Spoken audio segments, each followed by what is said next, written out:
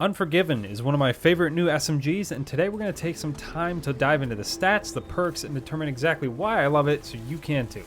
Maybe it's literally just a design aesthetic. I don't know, that could be. It looks pretty sweet. Welcome back for my final installment of Weapons Week, and I hope you've been enjoying so far. I've been enjoying making these videos, and if you missed any, you can always like and subscribe and keep up to date, and I'll have all the links in the description. If you want to skip around in this video, I will have timestamps to specific roles and certain discussion points of the video. Feel free to skip around. So I decided today I wanted to do a deep dive on the weapon because I really think it has a ton of potential. So to start, personally, I like to look at the weak points of a weapon before figuring out what perks to go for. Does it have terrible handling or stability or really bad recoil? So right here I have a comparison of some popular aggressive frame SMGs, the same kind as Unforgiven, and see how it shapes up compared to its counterparts. If you've never used this feature before on Light GG, it's actually a pretty nice way to see the small ways that Bungie differentiates their weapons within the same archetypes.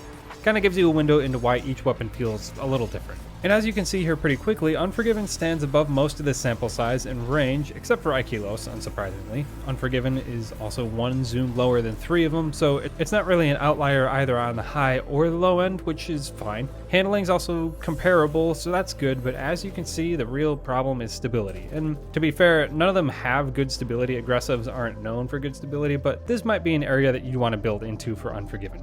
I will say some stats are kind of deceiving though. Personally, after using this weapon for a little while, even though the stability stat is really bad, Unforgiven still feels pretty manageable. Some weapons absolutely need stability, others not as much, and I think this is one of them. So I think you could probably afford to balance between range and stability. Range would help this weapon out a lot. I like small bore for this because it doesn't have drawbacks, just a simple +7 to range and stability. Good for PvE and PvP. And column 2 is probably where I differ depending on the activity. I really like Flared Magwell for PvE because it grants +5 stability, which is nice, but also +15 reload, which is a nice little chunk. And since SMGs burn through ammo so quick and Unforgiven doesn't really have a great reload stat, it's a nice touch. And if I'm going for a PvP oriented role, I'd probably go for ricochet rounds. The +10 stability and 5 range is pretty nice. And I know that extra 5 range doesn't sound like a lot, but that actually grants almost an entire extra meter before damage fall off from 15 meters to 16 meters.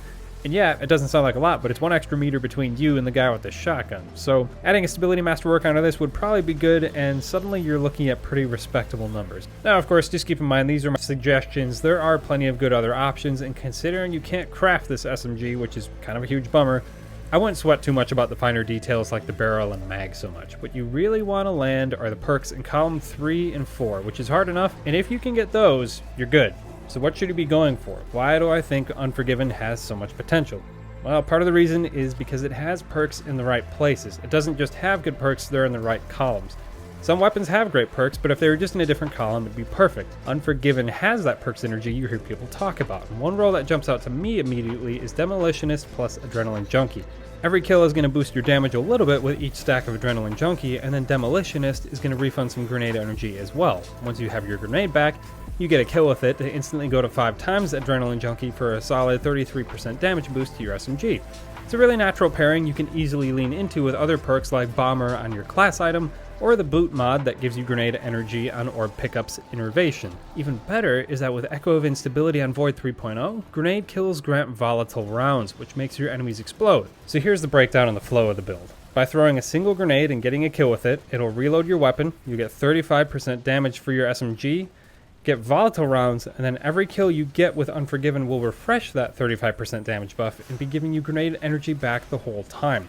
This is a fantastic pairing that's worth farming for, and it's pretty easy to make use of. Some builds have better uptimes than others, you know? This is one of those that you can take advantage of pretty often, and it's pretty sweet.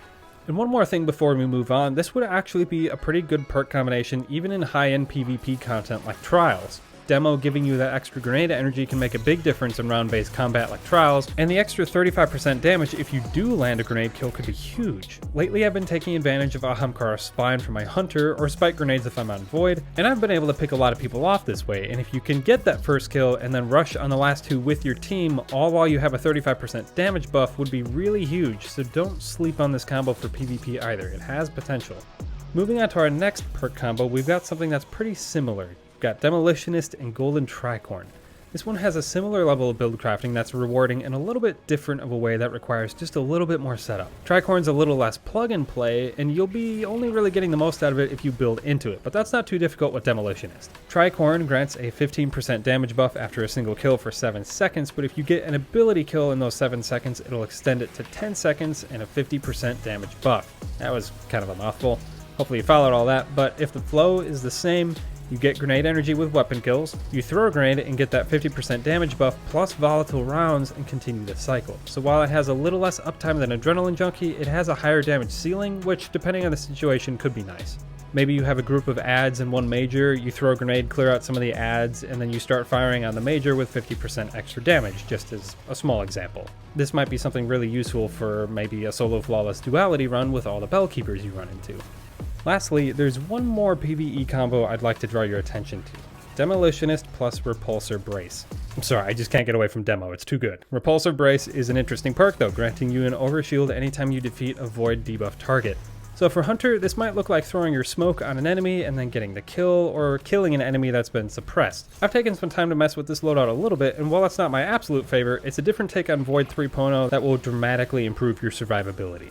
You can always run suppression grenades to apply that debuff and then get the kill for the Repulsor Brace overshield. Simple, easy enough, but then you can also combine that with a few fragments that's going to make this build a whole lot better. For example, you could use Echo of Provision, giving you melee energy when you do grenade damage, which just feeds back into your abilities and is great for debuffing even more enemies for that Repulsor Brace overshield. Then you can add on Echo of Undermining so your grenades also weaken enemies and you deal more damage, which you can synergize with Echo of Harvest, which makes weakened targets drop orbs on precision final blows.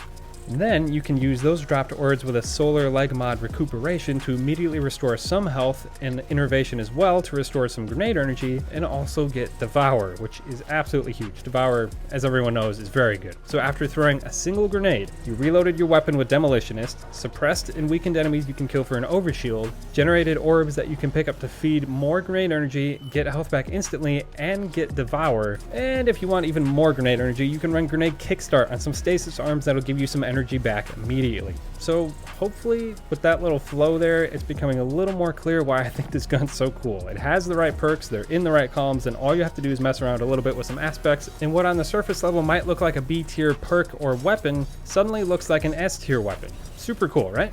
I don't know, maybe it's just me. I like to think through those builds. They're super fun to break down, and all the ways that you can buff yourself and get health back and damage buffs. Super cool. Great way to help yourself through hard content.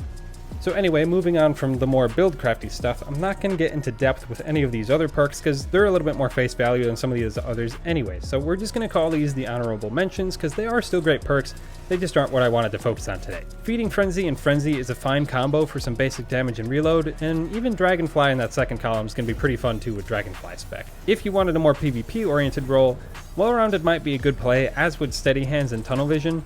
Unforgiven doesn't have great handling, so either of these would be pretty helpful. Fragile Focus granting plus 20 range is kind of interesting. I don't know how many shots you'll be able to get off in close quarters with an SMG before you start taking hits. I liked it on Firefight, but we'll have to see how it is on this one. I haven't been able to land this perk yet. Fourth column really isn't great for PvP. I'd probably just default to Rampage here, or maybe Dragonfly if you play a lot of Control. Following up your grenades or whatever debuff you're using for Void 3.0, Repulsor Brace does still work in Crucible, and it actually saved my life the one time I was able to proc it. Honestly, I'm shocked it didn't get me killed first because I was trying to proc it so hard, but anyway, these are probably perks you'd want to keep an eye out for. I think that's going to be all for today though. If you have a role of Unforgiven that you really like, let's talk about it in the comments. I always like chatting with you guys. And yeah, share this with your friends, like, comment, subscribe, all that good stuff. Weapons Week was kind of a fun experiment. I had fun doing it. Let me know if you guys did too. I'm kind of bad at goodbyes, so yeah, here's the thing I always say at the end of my videos. Thanks for watching as always. Don't forget to like and subscribe for more cool content, and I'll catch you guys next time.